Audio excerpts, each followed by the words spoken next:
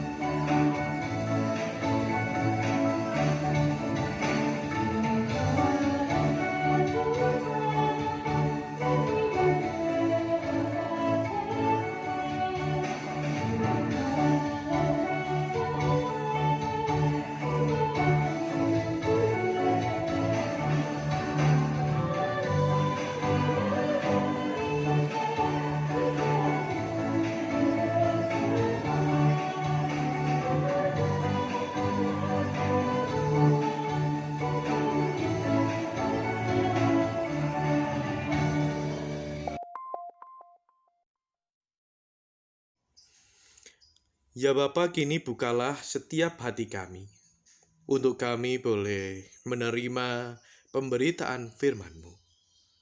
Dan firman itu dapat termeterai di dalam setiap hati kami. Demi Kristus kami memohon. Amin. Selamat siang Bapak Ibu Saudara yang dikasih Tuhan. Pada kesempatan hari ini renungan kita akan kita ambil dari kitab Ulangan pasal yang ke-6 ayat 4 sampai dengan yang ke-9. Saya akan membacakan untuk Bapak Ibu semua yang demikian bunyinya. Dengarlah hai orang Israel, Tuhan itu Allah kita, Tuhan itu Esa. Kasihlah Tuhan Allahmu dengan segenap hatimu dan dengan segenap jiwamu dan dengan segenap kekuatanmu. Apa yang telah kuperintahkan kepadamu pada hari ini haruslah engkau perhatikan, haruslah engkau mengajarkan berulang-ulang kepada anak-anakmu dan membicarakan apabila engkau duduk di rumahmu, apabila engkau sedang dalam perjalanan, apabila engkau berbaring dan apabila engkau bangun. Haruslah juga engkau mengikatkannya sebagai tanda pada tanganmu, dan haruslah itu menjadi lambang di dahimu, dan haruslah engkau menuliskannya pada tiang pintu rumahmu dan pada pintu gerbangmu. Bapak Ibu Saudara yang dikasih Tuhan,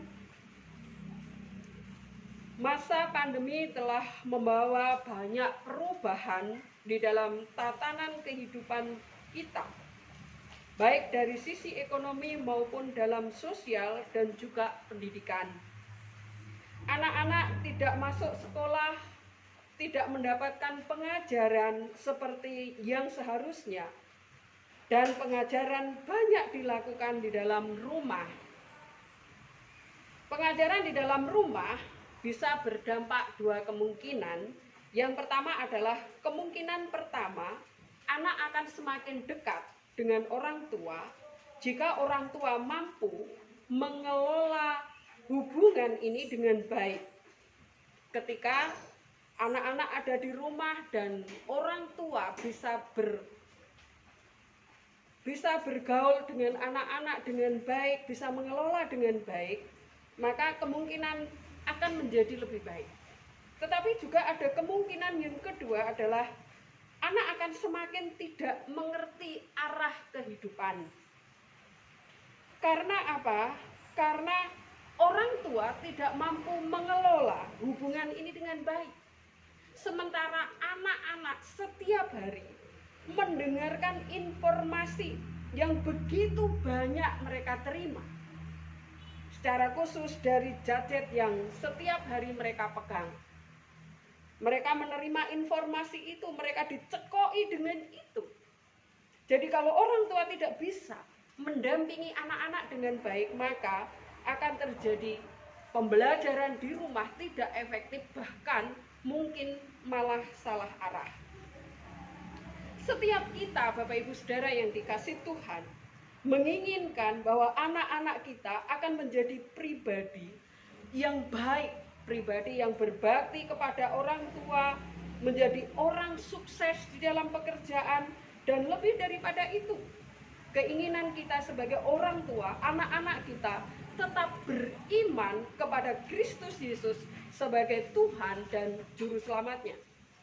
Pertanyaannya adalah bagaimana dalam situasi seperti itu kita bisa mendampingi anak-anak kita untuk tetap berada di dalam jalur iman Kristen, iman kepada Yesus Kristus, dan akhirnya itu akan menjadi sebuah warisan iman yang kita akan wariskan kepada anak-anak kita, dan terlebih anak-anak akan mengerti arah kehidupan yang sebenarnya. Di dalam Ulangan tadi, Bapak Ibu Saudara yang dikasih Tuhan, yang kita baca tadi, ada dua hal yang saya perhatikan, bagaimana supaya anak-anak kita memiliki arah kehidupan yang benar, memiliki kehidupan yang selaras dengan apa yang diinginkan Tuhan. Yaitu yang pertama adalah orang tua. Di dalam ayat yang ke-6 dikatakan, apa yang kuperintahkan kepadamu hari ini, pada hari ini haruslah engkau perhatikan. Itu yang Tuhan inginkan, bahwa karena di ayat 5 dikatakan, kasihilah Tuhan Allahmu dengan segenap hatimu. Jadi maksudnya adalah bagaimana supaya kita bisa mengelola hubungan kita dengan baik dengan anak-anak. Yaitu yang pertama, orang tua harus mengasihi Allah dengan segenap hati. Orang tua bagi anak-anak adalah model. Apa yang dilakukan orang tua itu yang dicontoh oleh anak-anak kita. Orang tua yang carut marut dengan sendirinya, anak-anak juga akan melakukan hal yang sama. Ketika orang tua berkata yang tidak benar, maka anak-anak pun belajar demikian. Maksud saya adalah bahwa orang tua itu menjadi model, menjadi patron, menjadi teladan buat anak-anak. Itu sebabnya ketika Tuhan mengatakan kepada Musa, dia mengatakan, kasihilah Tuhan Allahmu dengan segenap hatimu. Itu adalah persyaratan pertama ketika kita mau mengajari anak-anak untuk hidup takut akan Tuhan. Maka syarat pertama adalah orang tua harus takut akan Tuhan terlebih dahulu.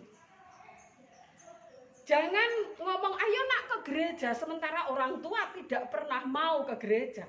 Jangan ngomong ayo kamu berdoa sementara orang tua tidak pernah berdoa.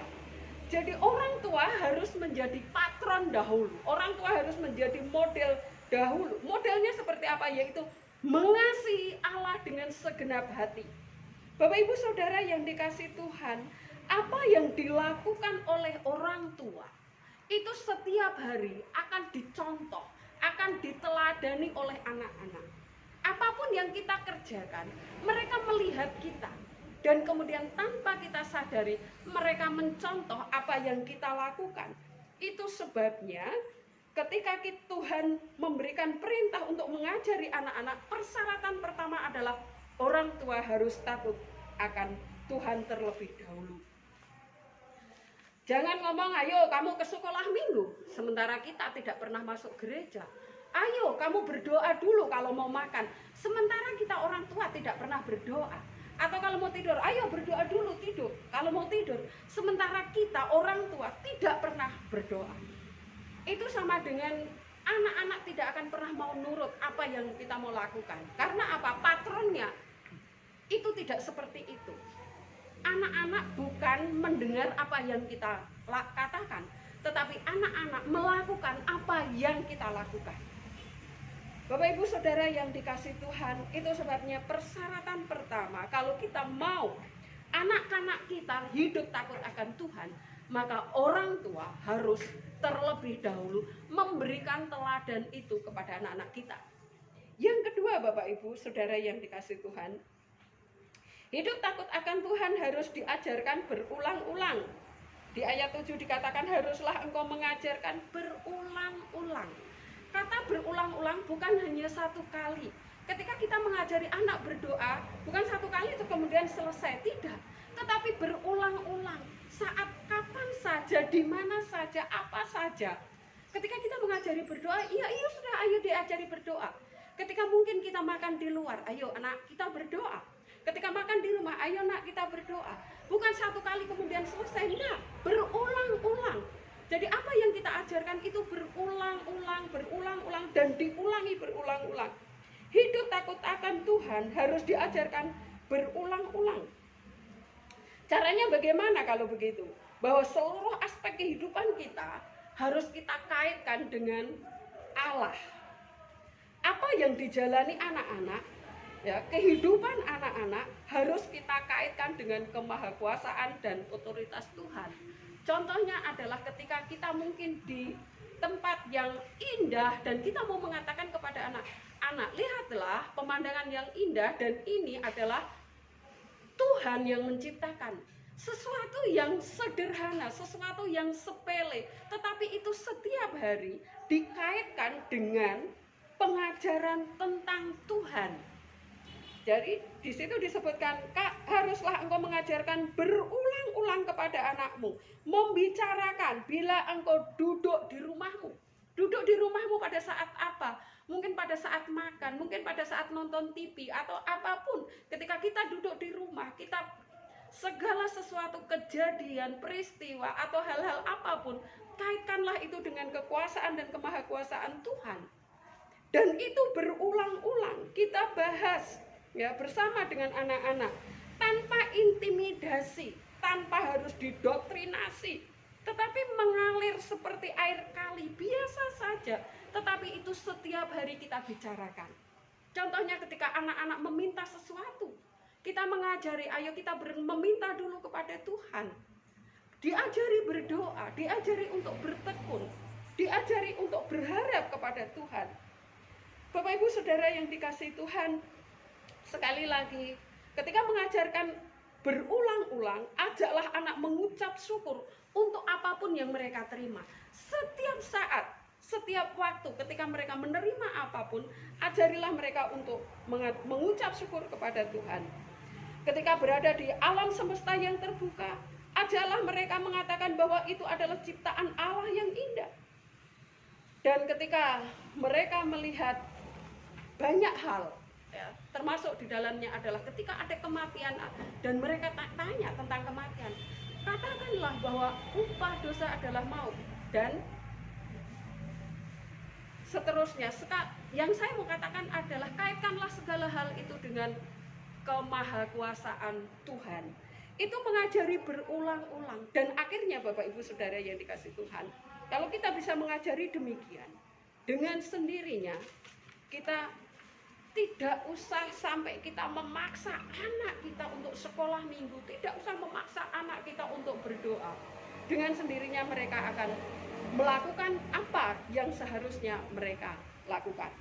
Bapak Ibu Saudara yang dikasihi Tuhan, dunia menawarkan banyak hal yang mudah di dalam kehidupan. Oleh karena tawaran tersebut, kemungkinan besar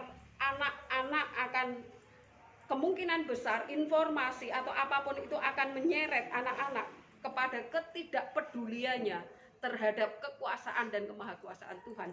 Bahkan juga ketidakpedulian mereka akan keselamatan kekal yang harus mereka punyai.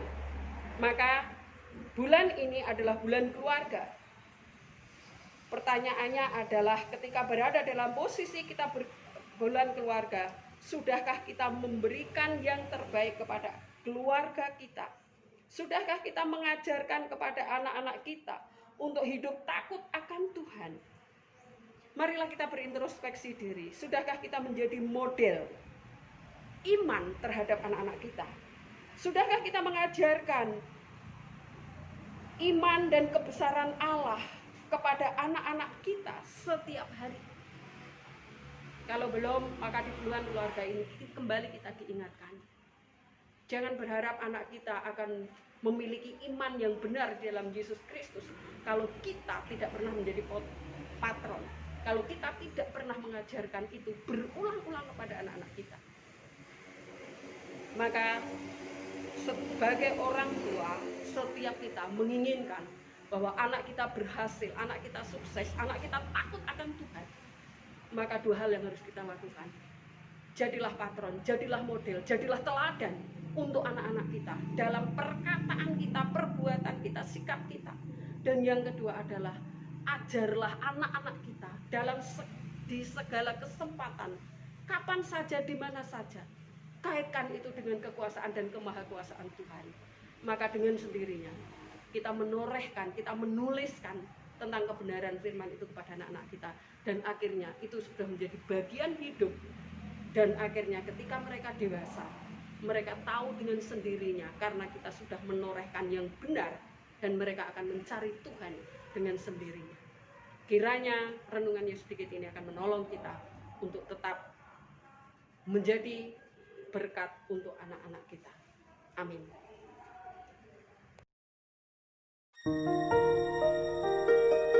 Thank you.